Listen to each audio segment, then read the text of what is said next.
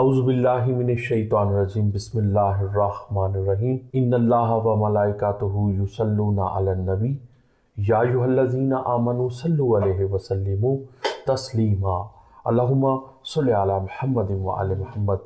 میں ہوں سید سکندر رضوی، پروگرام فضائل رمضان میں خوش آمدید۔ فضائل رمضان میں آج ایک نئی بات کے ساتھ، اس کے ایک نئے فضائل کے ساتھ حاضر خدمت ہوں۔ اللہم صلی علی محمد و علی محمد۔ امام جعفر صادق سچوں کے امام نے ایک ہم مومنین کے لیے ایک وصیت فرمائی ہے کہ جب تم روزہ رکھو تو تمہارے کانوں، تمہاری آنکھوں، بدن کے رونگٹوں اور جلد اور دوسرے سب اعضاء کو بھی روزہ دار ہونا چاہیے۔ مکروہات چیزوں اور کاموں سے بچے رہو۔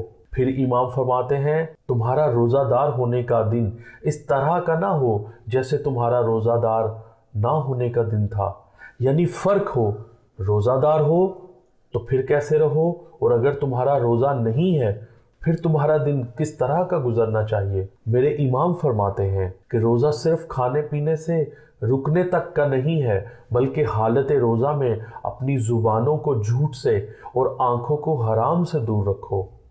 روزے کی حالت میں کسی سے لڑائی جھگڑا نہ کرو، کسی سے حسد نہ رکھو، کسی کا گلہ شکوہ نہ کرو، یعنی ہم چھوٹی چھوٹی باتوں پہ گلہ شکوہ کرنا شروع کر دیتے ہیں۔ تو امام فرماتے ہیں جھوٹی قسم نہ کھاؤ بلکہ سچی قسم سے بھی پرہیز کرو۔ گالیاں نہ دو، گالی دینا ویسے ہی نازیب ہے۔ پھر فرماتے ہیں ظلم نہ کرو، جہالت کا رویہ نہ اپناؤ۔ میں قربان جاؤں امام کے اس فرمان پہ، سبحان اللہ سبحان اللہ۔ بیزاری ظاہر نہ کرو، یعنی اگر تم روزہ دار ہو تو اپنے آپ کو بیزار مت رکھو۔ یاد الہی اور نماز سے غفلت نہ برتو۔ ہر وہ چیز جو نہ کہی جائے اس سے خاموشی اختیار کرو۔ صبر کرو، روزہ نام ہی صبر کا ہے۔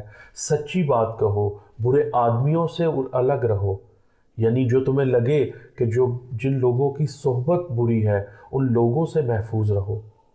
جھوٹ مت بولو، اپنی زبان پر جھوٹ نہ لاؤ، اور کوشش کرو کہ بہتان بھی نہ لگاؤ۔ چھوٹی چھوٹی باتوں پر گلہ شکوہ نہ کرو، چغلی نہ کھاؤ، جیسے سب چیزوں سے پرہیز کرو۔ اپنے آپ کو آخرت کے قریب جانو، تم ایسا گمان کرو کہ تم آخرت کے قریب ہو، اپنے آپ کو آخرت کے قریب جانو۔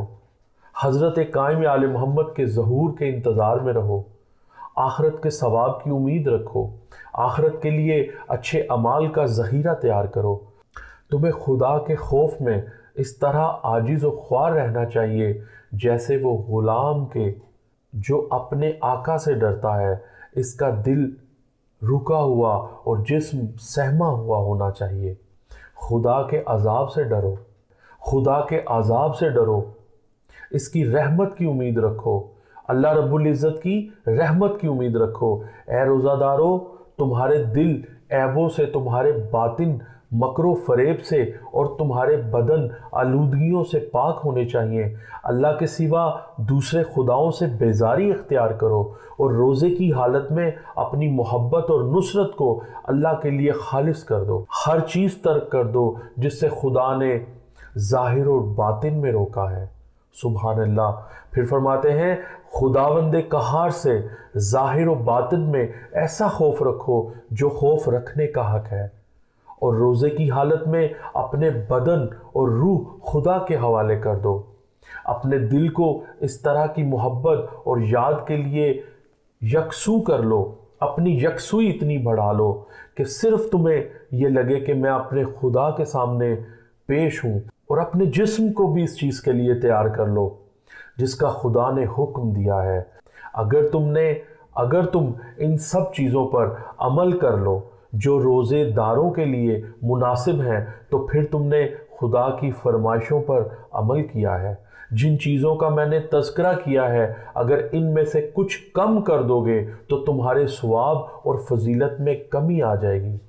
رسول اللہ صلی اللہ علیہ وآلہ وسلم نے ارشاد فرمایا ہے، صحیح حدیث ہے، کہ جس نے رمضان کے روزے رکھے اور اس کی حدود و قیود کو پہچانا اور جن چیزوں سے پرہیز کرنا چاہیے اس سے پرہیز کیا تو یہ اس کے گزشتہ گناہوں کا کفارہ ہے۔ اور اس پروگرام میں آخر میں ایک پیغام دینا چاہوں گا کہ اس ماہ رمضان کی برکت میں اپنے وہ مرحومین کو نہ بھول جائیے، ان کے لیے سورہ فاتحہ کی تلاوت ضرور کیجیے، ان کو کثرت سے قرآن مجید فرقان حمید پڑھ کر بخشیے اور ان کے لیے زیادہ سے زیادہ ان کے گناہ صغیرہ اور گناہ کبیرہ کے لیے استغفار کیجیے۔